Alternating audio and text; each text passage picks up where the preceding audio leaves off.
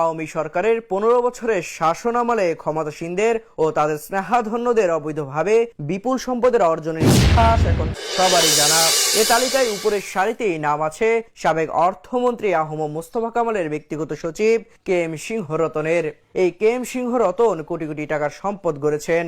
খুব কাছাকাছি থাকায় এই পিএস লাগামহীন অর্থের নাগাল পেয়ে সুযোগের অপব্যবহার করতে ছাড়েননি। রাতারাতি আঙুর ফুলে কলা গাছ হয়েছে তার। গড়েছেন বিলাসবহুল বাড়ি ও কিনেছেন গাড়িও। সরল মানুষের বিশ্বাসের সুযোগ নিয়ে চাকরি দেওয়ার নামে করেছেন অর্থ বাণিজ্য। অর্থমন্ত্রীর নাম ব্যবহার করে বিভিন্ন টেন্ডার কারসাজি, কমিশন এবং চাকরিতে পদোন্নতি বা বদলির মতো কাজে সহযোগিতার মাধ্যমে পকেট ভারী করেছেন কোটি কোটি টাকার বিনিময়ে। সকল নিয়োগ বাণিজ্যে পিএস এর যোগ সদস্যে নাঙ্গলকোট উপজেলার মেয়র আব্দুল মালেক ও উপজেলা চেয়ারম্যান শামসুদ্দিন কালো করেছেন কোটি কোটি টাকা।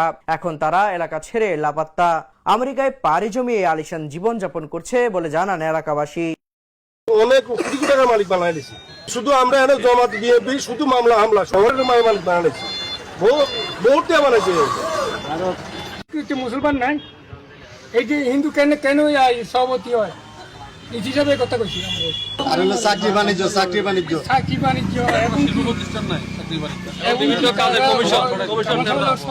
অর্থমন্ত্রীর যে পরিবার তাদের অমূল্য অর্থ উপার্জনের ম্যানেজার বলতে গেলে কেন্দ্র করছে।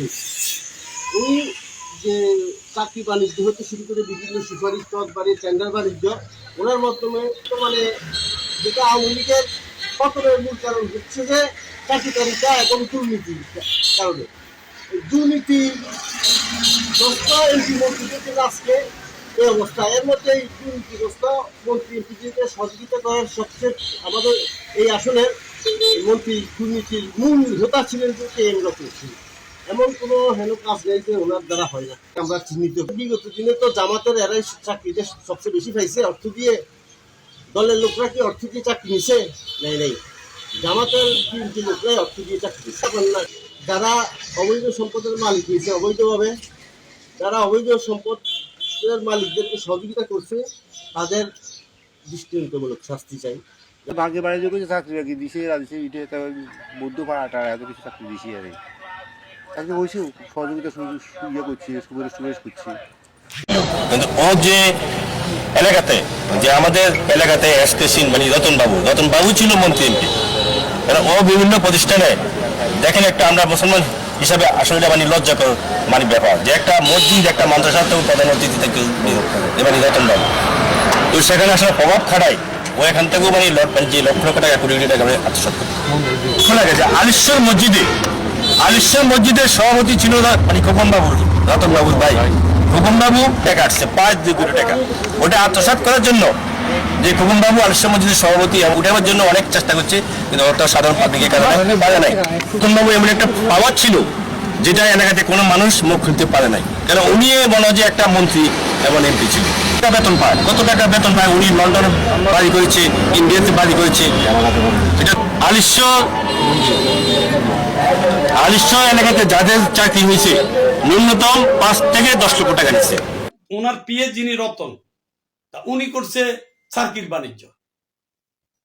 আমি সামনাসামনি বলবো, যদি আল্লাহ কোনোদিন তারা সামনে পড়ি কথাগুলো বলবো, আগেও বলছি সত্য প্রতিবাদ কিছু রটে। মানুষে বলে যে আমরা যতই বলক মানুষে কিছু বললে কিন্তু কথাগুলা কিছু না কিছু বাস্তব হয়। তবে হাজার কোটি কোটি টাকা তারা বাণিজ্য ক্রিয়া করছে। এই যে দেখেন আপনি এখন দলীয় কথা বলতে গেলেও আরেক হিসাব উনি যে প্রশাসনিক লাইনে পুলিশের ছাড়কি, আর্মির ছাড়কি, এই ধরনের ছাড়কি কিছু বাণিজ্য করিয়া এগুলা কিন্তু ওনারা এইভাবে দিছে, বাণিজ্য করছে, ওনারা বাণিজ্য করছে। এটা কিন্তু বাস্তব। মানুষ সবকিছু মিথ্যা না। এখানে নাঙ্গলকোটেও গ্রুপিং করছে আমাদের রতনদা এবং অন্যান্য যারা নেতা কর্মী এখানে ছিল। নাঙ্গলকোট উপজেলায় বিভিন্ন নেতা কর্মী ছিল এবং সদরে যারা ছিল তারা এটাকে এখানে আত্মসাৎ করেছে। নিয়োগ বাণিজ্য হয়েছে রতন বাবু সহ বা অন্যান্য নেতা কর্মী যারা আমার কাছের লোক ছিল বাণিজ্য করেছে। এটা তো আমার নাগালের বাইরে, আমরা তো অতটুকু পর্যন্ত যাইতে পারি নাই। অনুষ্ঠানের প্রধান অতিথি কেউ হয়তো নেই এবং এই এমপির জায়গায় এমপিকে যখন মানুষ পায় নাই, কে এম সিংহ রতন মন্ত্রী পিএস, ওনার কাছে সকল দাবি দেওয়া, চাকরি টাকরি সকল কিছু ওনার কাছে তো চাইতো। কারণ যেহেতু মন্ত্রীর সাথে এমপির সাথে মানুষের কোনো দেখা সাক্ষাৎ যোগাযোগ করার কোনো সুযোগ ছিল এবং ওই হ্যাঁ এটাও জানতেন ওনারও পিএস ছিল, পিএসেরও পিএস ছিল রতন বাবু। আমি শুনেছি যদি উনি এরকম করে থাকে তারও বিচার হওয়া উচিত।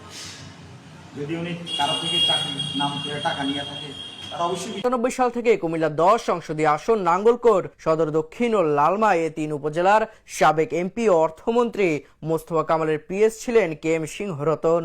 ব্যক্তিগত জীবনে কে এম সিংহরতন লালমাই উপজেলার আওয়ামী লীগের সাধারণ সম্পাদক ছিলেন। অর্থমন্ত্রী আহম মোস্তফা কামালের রাষ্ট্রীয় কাজে ব্যস্ত থাকার সুযোগকে কাজে লাগিয়ে তিনি এমপির সকল রাজনৈতিক সামাজিক কাজগুলো করে গড়ে তুলেছেন এ অর্থ সম্পদ। বিভিন্ন সূত্রের বরাতে জানা যায়, লোটাস কামাল অসুস্থ থাকা অবস্থায় সকল কাজ একাই করতেন কে এম সিংহরতন। বৃহত্তর নাঙ্গলকোট, লালমাই ও সদর দক্ষিণে ভাগ বাটোয়ারা একাই তিনি করতেন।